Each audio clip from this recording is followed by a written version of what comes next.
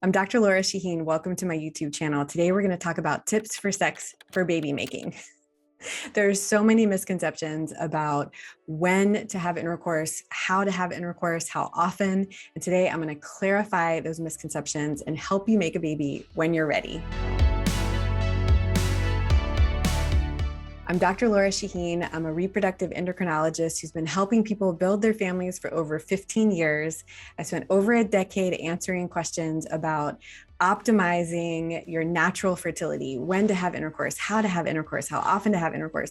And I am going to help you answer those questions today. So let's get started. Number one, when to have sex. You want to have intercourse during the fertile window, which is in the middle of your menstrual cycle, around the time of ovulation. Ovulation is when the egg is released from the ovary. It goes into the fallopian tube, and you want sperm there to meet it if you are ready to make a baby. The fertile window is about 6 days leading up to the time of ovulation, and that is when you want to have intercourse. The menstrual cycle, if it's 28 days long, which most people do not have a perfect, completely regular and predictable menstrual cycle every 28 days, but that's an easy way to talk about it. Cycle day 1 is the first day of bleeding in a menstrual cycle. Cycle day 28 is the day before your next onset of bleeding, which is your next cycle day 1. So if you have a 28-day cycle, you're most likely ovulating or releasing that egg around cycle day 14.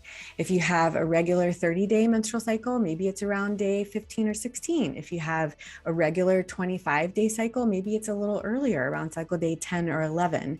So one of the best things that you can do is start charting your menstrual cycles and tracking when you get your period and looking for signs of ovulation. Signs of ovulation can be increased cervical mucus. So as that egg is maturing, the ovaries are making more estrogen. Higher levels of estrogen increase the production of cervical mucus. When people talk about that egg white or kind of thin, stringy cervical mucus, it's because it's seeing estrogen.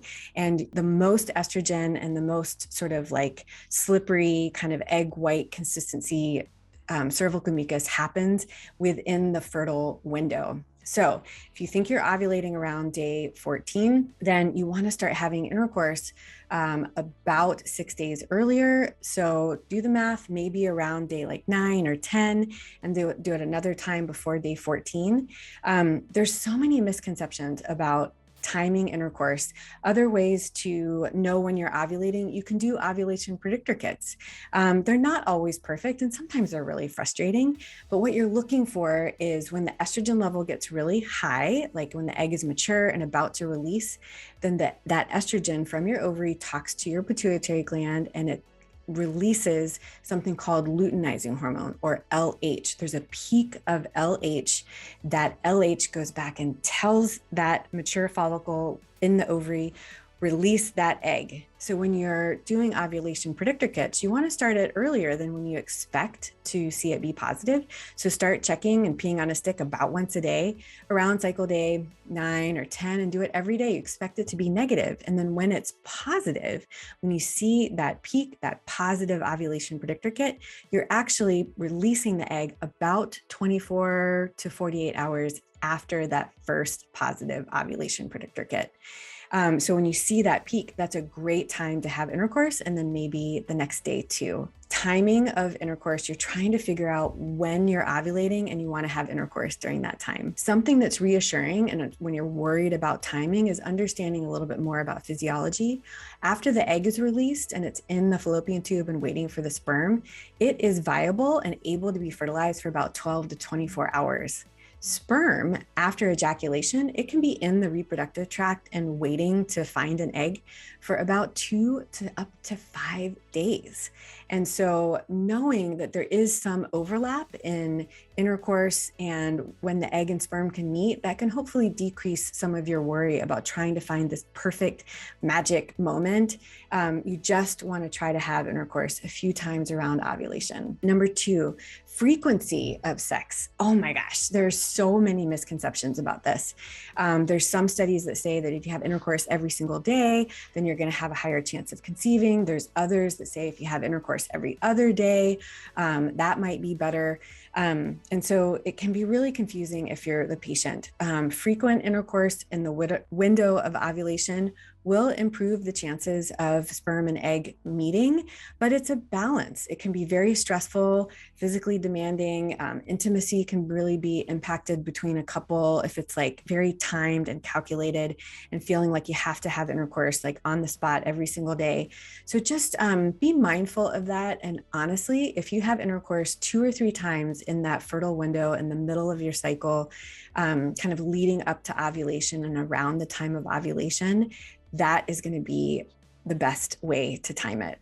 So try to balance the stress of making it overly clinical to thinking about the physiology, and then balancing, your relationship with your partner, and just like how, intimacy can really be impacted by this sort of strict timing.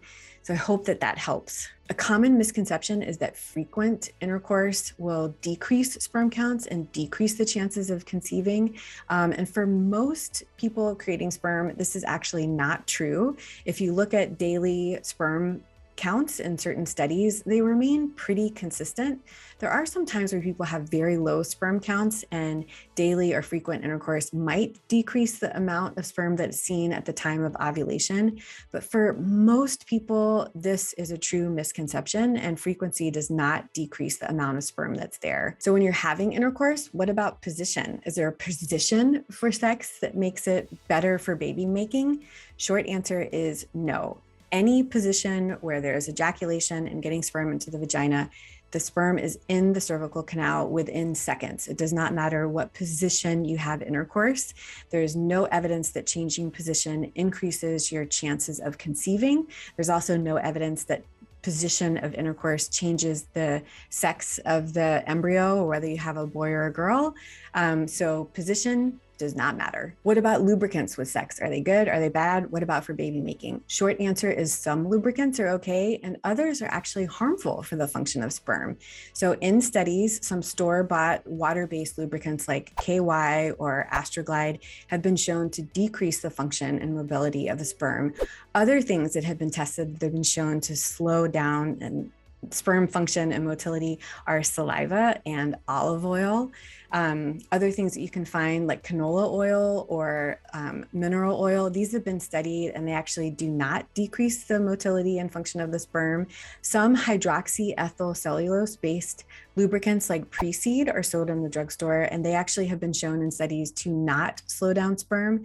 Be careful of ingredients in some of these store-bought lubricants because some of them have phthalates, and we know that phthalates can impact our reproductive health. Please see my blog post on phthalates and my video on phthalates to learn a little bit more about how they impact not only sperm production, but also our egg health and reproductive health. What about sex and orgasm? Is it good? Is it bad? Is it helpful? Short answer is it's not harmful. Theoretically, female orgasms will help pull sperm from the cervical canal into the uterus and into the fallopian tubes where the eggs are waiting. So in theory, it might be helpful. This has not been proven in scientific studies, but certainly orgasms are not harmful for baby making. What about position after intercourse? Hips in the air, standing on your head, feet up. Does that improve your chances of making a baby? Short answer, no. Positions after intercourse do not change the chances of sperm getting to the egg. The sperm is within the cervical canal within seconds after ejaculation, and changing positions after intercourse does not improve your chances of making a baby. The stuff that comes out after intercourse is a mix of ejaculate and then vaginal secretions. And of course, there's going to be some sperm in it, but that sperm is where it needs to be so quickly that positions after intercourse do not change your chances of getting pregnant. I hope this was helpful. There's so many misconceptions when it comes to timing intercourse and frequency and lubrications and positions. I hope this clarified a few things. If it was helpful, please like this video, comment below with other things that you've heard. I'd love to bust myths for you and really clarify all of your questions. And please subscribe so you get notifications for my next video when it's available. Thank you so much for being here. More information on Instagram, on on my blog at my website. And I'm going to link here below a wonderful document from Fertility and Sterility. It's the American Society of Reproductive Medicine document on optimizing your natural fertility, where a lot of the information from this video came from. So you can see the studies and read it for yourself. Thank you for being here, and stick around for more educational videos.